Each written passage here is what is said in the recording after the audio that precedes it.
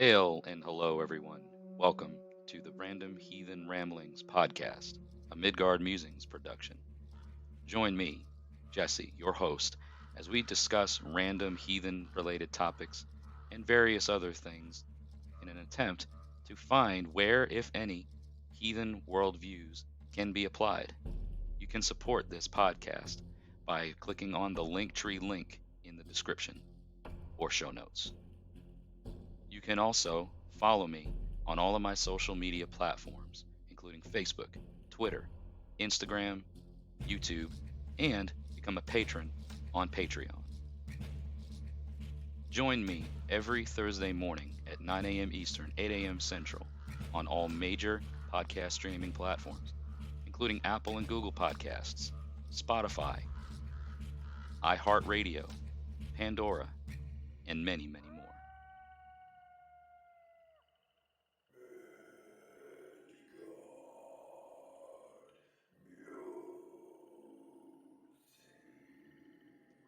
If you wish to have your voice heard on the Random Heathen Ramblings podcast, you can dial in to 615-671-9832.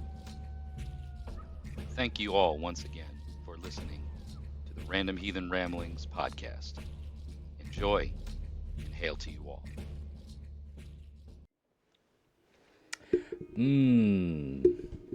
Hello, everyone. Welcome back to the Random Heathen Ramblings podcast. Cheers, skull, hail, welcome, hello, all that fun stuff. Thank you for tuning in this week. Thank you for coming back. Thank you for continuing to support this podcast through all of the ways that you so do. So thank you for following. Thank you for engaging in such ways as liking these videos, upvoting the podcast, sharing them around, supporting monetarily if you venture down that path. Thank you for my Spotify supporters, or those that support this podcast through Anchor. That is greatly appreciated. Thank you to my patrons on Patreon. That monthly pledge is greatly appreciated. If you're considering a number of ways to support Midgard Musings and the podcast here, you can check the Linktree link that is shared in the description and show notes of every podcast, and find what fits you there. There's merchandise. There's tons of ways to support monetarily for as little as $1 a month through Patreon. You can also do donations through Ko-Fi. It's a $3 donation, basically the price of a cup of coffee, unless you go to Starbucks and get a multi-grande venti bologna sandwich or whatever the hell they call them over there. But yeah, check it all out. I am sitting here enjoying a dram of it's called Old Portnoy. It's a single malt, I believe it's a 12-year Scotch. Kind of reminds me of a Speyside. There's definite, vanilla and caramel notes. Kind of a rich, fruity nose. Perfect for these, snappy, chilly autumn nights. Tonight isn't so much. I think there's a storm or something coming up, maybe from the hurricanes or something. I don't know, but it's a little bit warmer tonight than it has been over the last week or so.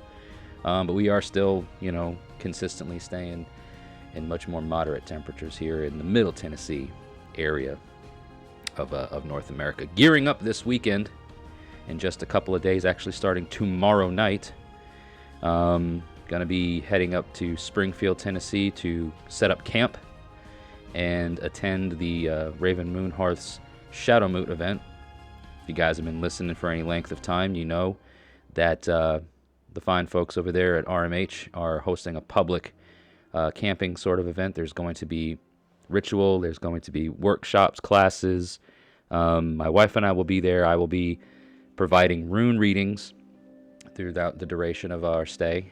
So we will be arriving Friday afternoon and leaving Sunday morning. So while we're there, definitely come by our camp and get a rune reading. They are $15. I can accept most of the popular forms of payments, such as PayPal, Venmo, Cash App, and Exact Change Cash. I'm not going to be carrying a lot of extra cash with me, so I don't foresee being able to make change. So if you have any of those electronic means, that is preferred, or exact change, cash currency will work just fine. And then also, in addition to the rune readings this weekend, I will be holding a class on Saturday afternoon. Heathenry 101. It's going to be my best attempt to kind of do a crash course lesson on heathenry. It's going to be published on the YouTube channel. At least I'm going to try to get most of that content uploaded onto the YouTube channel. Fingers crossed that everything gets captured, and video and audio and all that work out there. So for anybody that's not attending, it will be available on that platform. So be sure to subscribe to the YouTube channel if you guys that are listening aren't yet already. Of course, if you're here watching the podcast on YouTube, then I sure hope that you're subscribed, because I'm here almost like clockwork every Thursday to premiere these episodes. And also, if you're watching on the Spotify platform and you're not yet subscribed, head over to the Midgard Musings YouTube channel and be sure to subscribe. You can also join the channel as a channel member, which is like a monthly pledge, as it were, kind of like Patreon is, but it just helps keep this machine rolling, as it were, because I am the only one doing it, and it's nice to know that people have your back and want to support you in that way.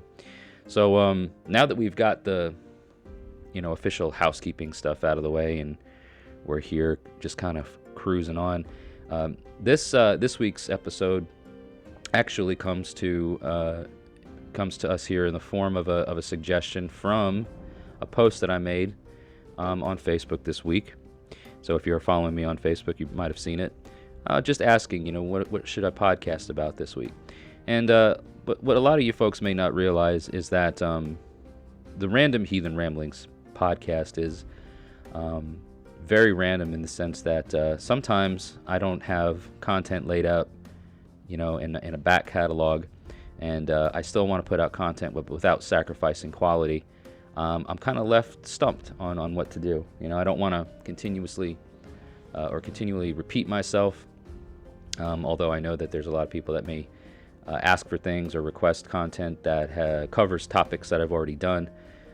So I'm always, happy to revisit certain things, or at least direct you back to an episode or a video or something where I've already talked about it. And there are some of those cases, but this week's topic is something that I don't recall ever really talking about, and I thought it was worthwhile talking, especially that we are in the month and the time of year that we are in. So the suggestion came from the chieftain of Raven Moon Hearth, Greg, and his suggestion on the topic for this week's podcast was to talk about Ancestor veneration, and how basically how it affects or impacts us in the past, or how it impacts past, present, and future, or something along those lines. And I got to thinking about it, and I thought, sure, why not? And the reason why I thought it would be a good topic to go over this time of year, or this particular week, is for a lot of Norse pagans, we've just passed the Winter Nights Veternator celebration. So that time of the month of the harvest month, House Monitor, where we will celebrate Winter Nights, the onset of winter, as it were. And during that time, during those celebrations, it's tradition to have a very specific focus towards and on our ancestors. It almost lines up with, in some ways, the upcoming Samhain for other types of pagans, and not to say that there aren't Norse pagans that do also observe the Samhain Sabbath, which is, again, it's a Wiccan Sabbath. But some pagans will try to blend the two, saying that it's the same thing, or that but it's not. They're definitely two different things. And but the types of things that we think about at this time of year, right? We hear about the thinning of the veil, around the Samhain and Halloween, times, and we're definitely, in that mindset, in that mode where, for a lot of us, we feel much closer to our dearly departed. There are things that happen. We have encounters. We have experiences, probably, that would be classified in most Norse heathen or in Germanic pagan definitions as UPG. It's that woo-woo type stuff that's not necessarily rooted in historical facts, but that's not what's important right now. What's important is that during this time of year, for a lot of pagans, not just Germanic pagans, there is a focus on ancestors and our ancestors and venerating them. Now, as a general rule, right, there's the practice of ancestor veneration is something that I think a lot of us as pagans keep going year round. It's not that we just stop doing it and only do it once a year, or at certain holidays or holy tides or high feasts or anything like that. But we tend to, at certain and specific ones, we tend to have a very, again, focused approach to that all. And I don't know, when I got to thinking about Greg's, suggestion and past, present, future, right? What has been, what is happening now, what's already happened, what is happening now, and what could happen. Here's my whole thing about ancestor veneration. I think you get enough people in a room and you start talking about it, you'll probably hear a lot of the same responses. But first of all, what is it? What are we talking about? Ancestor veneration, ancestor worship. It means exactly what it means exactly what it says. We are venerating or honoring our ancestors, the people who have died before us, who are no longer with us, who have been a part of our lives and who have lived lives that have ultimately led to us existing. And why do we do it? Why is ancestor veneration so important? Now, I've talked about death in a heathen worldview context, or death in the afterlife, in a separate video. I'll put that down in the show notes of the podcast and in the description of the video for those that are interested in checking it out. But in that video, I refer to how important ancestor veneration was to our ancestors, because it was believed, and it's gonna, I think, vary a little bit from region to region or locality. There's going to be certain nuances that vary or differ from place to place. But overall, in general, it was believed that just as the family protects you, and the family unit is protecting each other in life, that in death, the family also is protected by your ancestors. And you do things up to and leading and in their final moments and during their, like, the death ceremonies and all that sort of thing, the burial rites and whatnot. You do things to secure that continued protection over the family, which is why we see items being buried with people, especially those of high status in society, nobles and stuff, which who were buried with weapons and valuables and all sorts of things.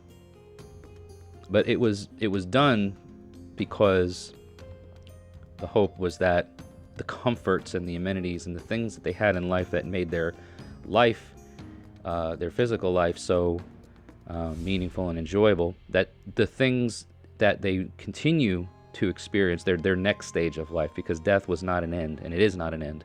Death is not the end of everything. It's the transition into other things, and it's the transition into a new form of existence and a new type of living.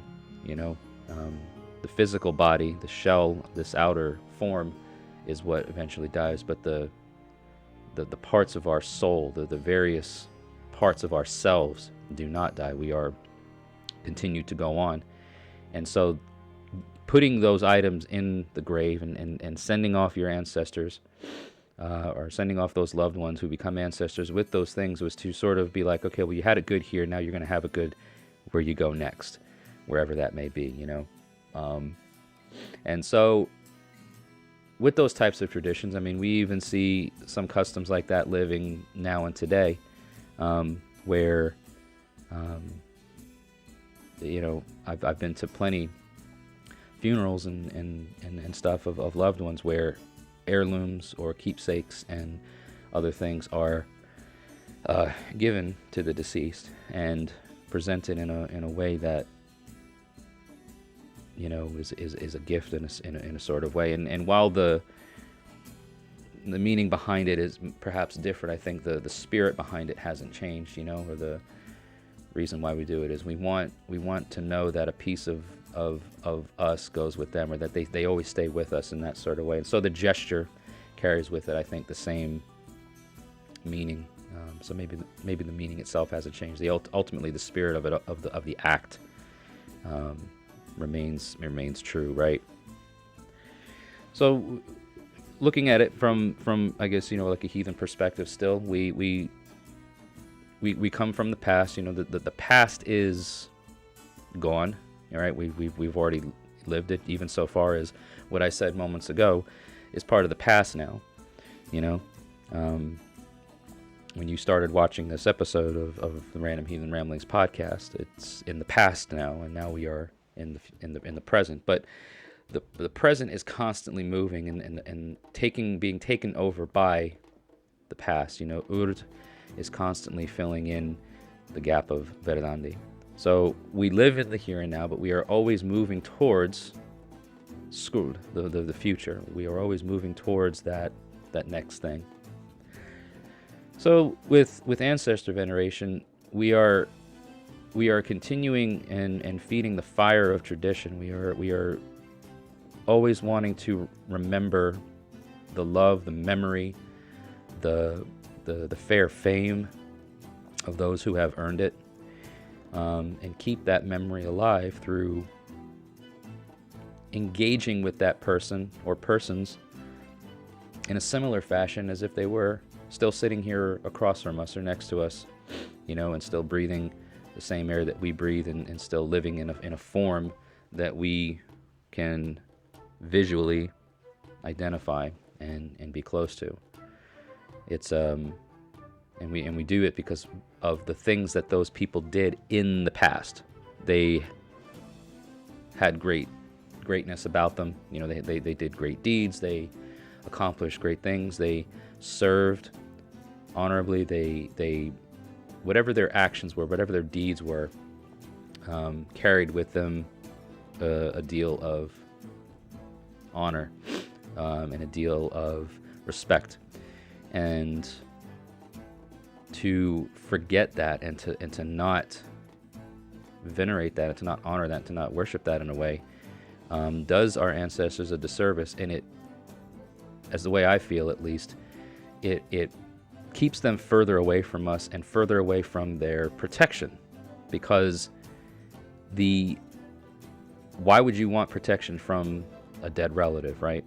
It was believed, and I believe, that they are the ones who have our best interests at heart and in their minds too. They want us to succeed, and they want us to do great things just like they did, because it perpetuates and it continues the legacy, and it feeds the well, and it strengthens that Haminya,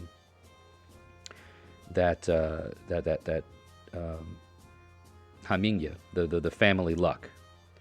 It's a living thing. And so to not do things to feed that weakens it. It would be like not stopping the nurturing of a plant as you're trying for it to grow. If you stop watering it, if you stop nurturing it with compost and sorts of stuff to give it good growth, right? If you just neglect it and kind of let it do its thing, it's not going to grow as strong, and it's going to become a shell of what its potential could be.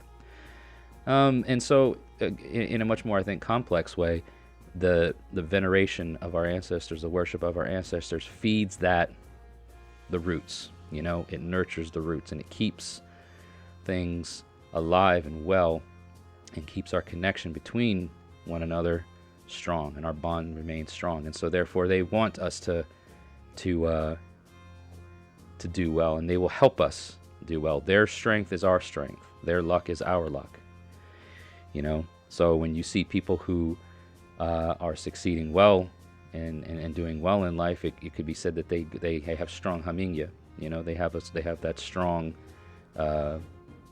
family luck tied to them, and it's likely, without knowing them closely or whatever, it's likely that they've maintained a strong connection between themselves and their departed ancestors. So it's feeding the well, and keeping that connection of the past close to further build and strengthen the present.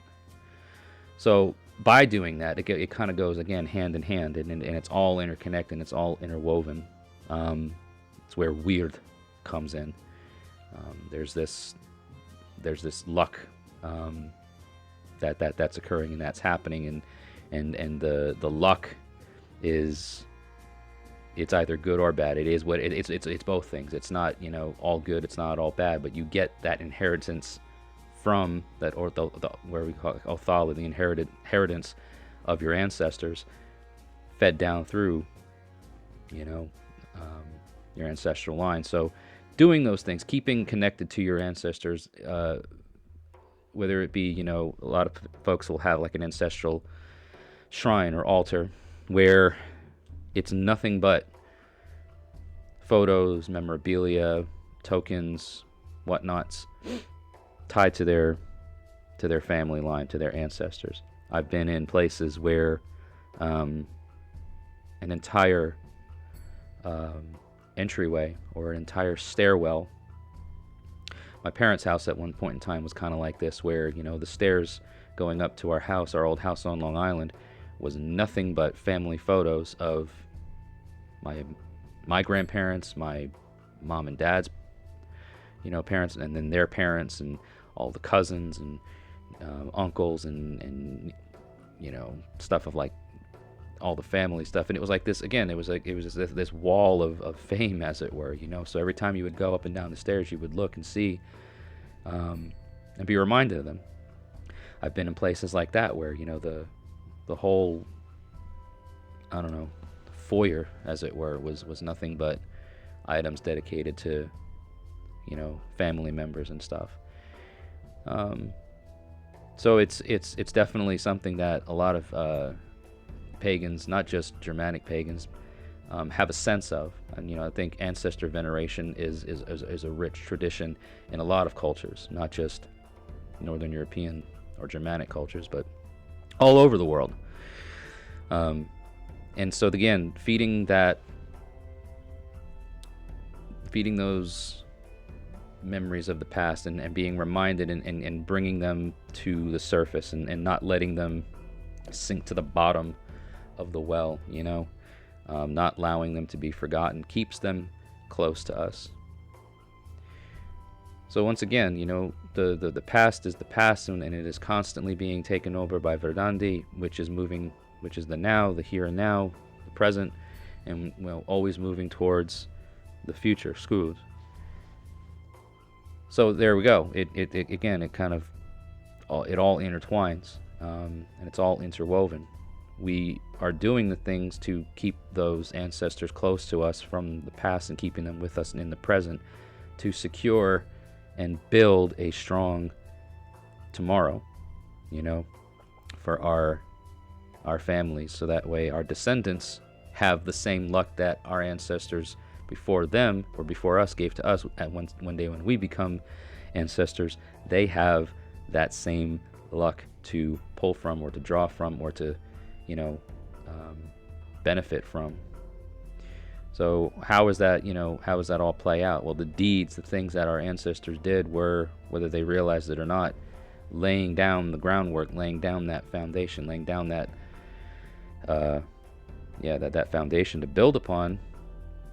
And then when they go into the halls of hell and then return to the halls of their ancestors, now they're like, well, my descendants are going to either take this or leave it, and we do them a disservice if we don't take what was given to us and move towards building a future for the next stage of for the next group of descendants to carry it on.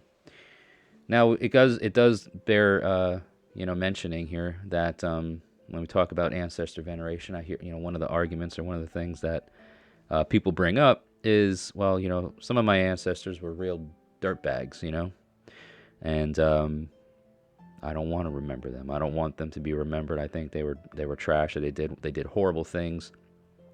Look, everybody's family has got, that crazy uncle, or that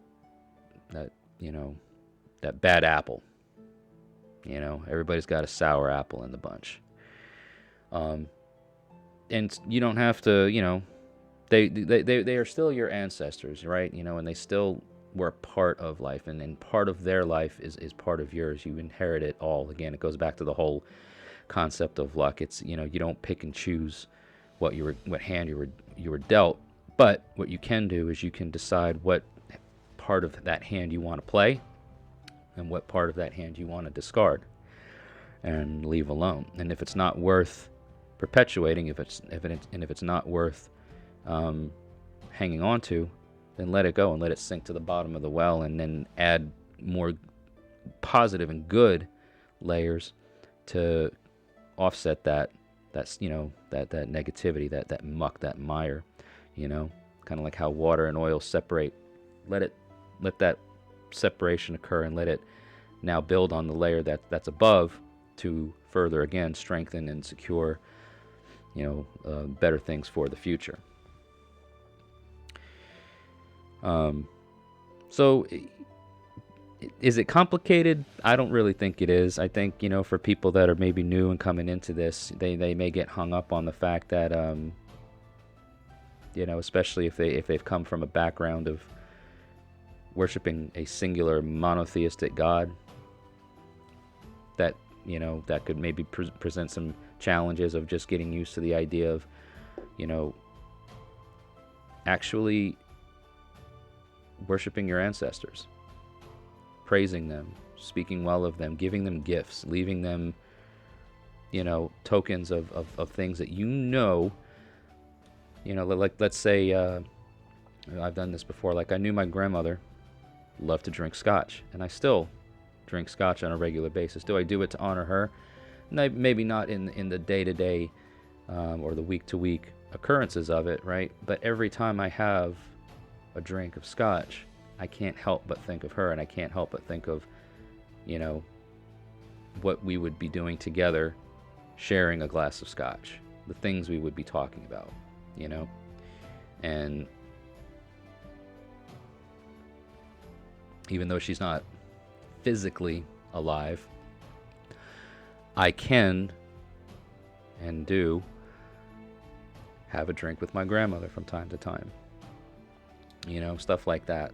Or maybe a meal, if you know of a particular food item or recipe. You're making your grandma's, chicken pot pie, or you're making your grandfather's, grilled steak, or whatever it is, what I'm saying?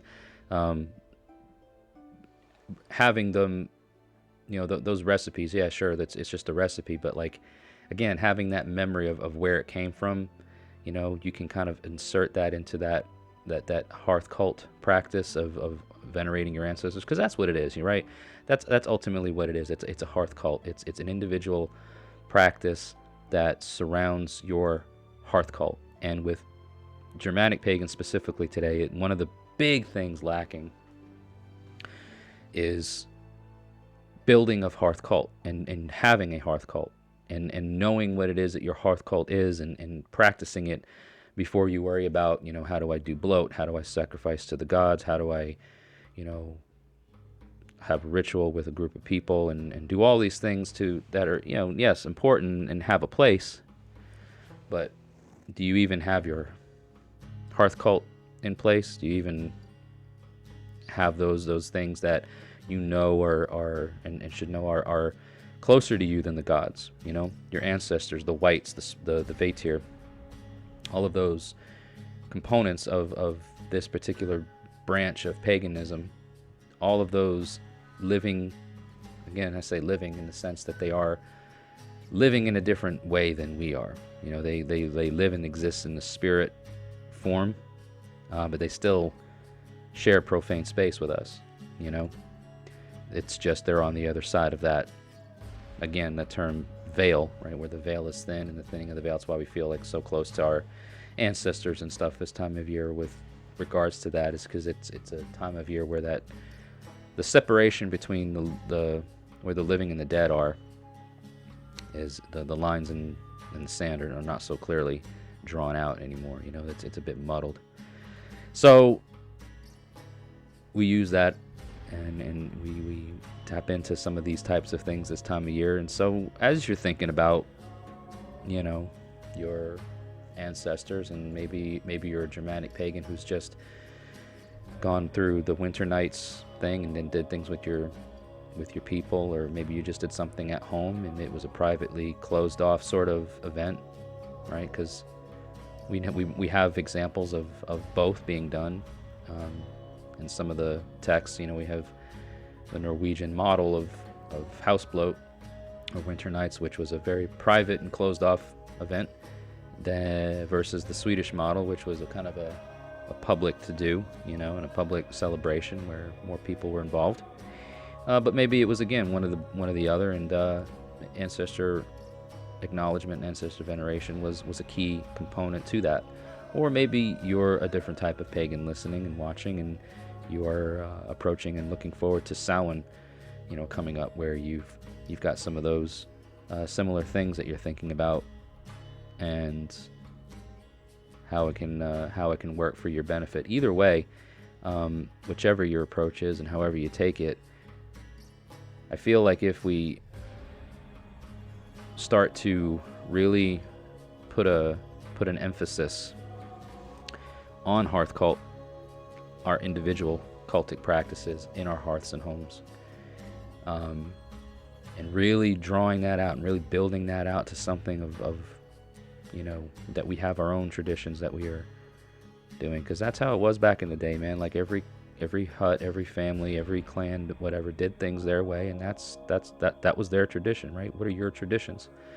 And you don't, that's rhetorical, right? I'm not going to sit here and say, well, here's what my hearth cult practices are. That's my hearth cult practice. It's private, and I'll only share that with certain people, if at all. But it's a question you should ask yourself. Instead of going straight to what do I do with the gods? How do I do this with the gods and the sacred and the divine? I think once you figure out your hearth cult, once you've got that nailed down, once you've got your individual cultic practices solid with your ancestors, with the whites or the Vetir, however you want to call them, then the next stage of things, where you're going to be interacting with, the big boys, as it were, the gods and the sacred, becomes easier. You've already got the groundwork laid. You've already got it. Stuff that you do, again, it mirrors in a similar way. Yes, there are certain things, especially if you take it from like a historical approach. Like feightings and offerings are not the same thing as bloat, and bloat is only done to the gods, and it's very specific. If you're gonna take it from a historical approach, it's you don't bloat to your ancestors, you bloat to the gods. It's and that's it. But I think before you approach it, and step into the deep end, you gotta know how to wade through through the shallow end and get your footing and get all that established first and foremost. So kind of just to recap, you know, I mean, Greg's question about, you know, ancestor veneration and how it, I should have wrote it down, or I should have had it looking at here, but I'm gonna say it was something along the lines of the, how does it impact past, present, and future. And I know impact isn't the right word, so let me just do this. Let me quit talking about it and let me just find it. Do the right thing, Jesse. Stop trying to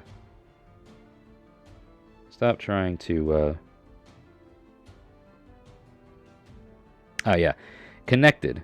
How ancestor work keeps us connected to both past, present, and the future. So I think, you know, how it keeps us connected, there you go. It keeps us connected to the past because we are maintaining those connections, we are maintaining those ties through frequent activity, through frequent work with our ancestors, gifting to them,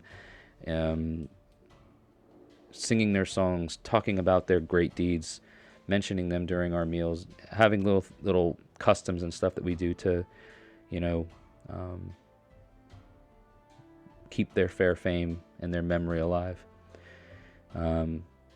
That's how it keeps us connected to the past. And it's funny that you say, you know, connecting to the past, because there's this meme that I see float around, and I call it a meme, but it's like I guess, you know, I understand the sentiment, and it means well, but it's like a picture of whatever the guy's name was that played Ragnar, Travis Lawrence, whatever the dude's name was that played Ragnar in Vikings, right?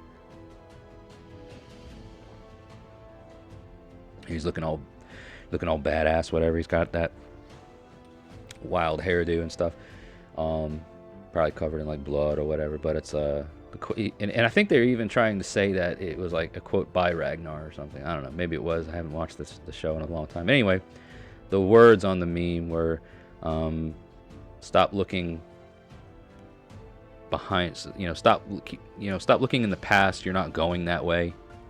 Right? You guys have probably seen it. You know what I'm talking about. That thing. It's ironic, you know, where like all of these people like, yeah, you know, keep moving forward and la la la la. And then in the same breath, they're like, well, they didn't do it that way back then. You got to maintain true to the traditions. Like, but you just said, don't look back because you're not going that way. It's kind of like it's contradictory.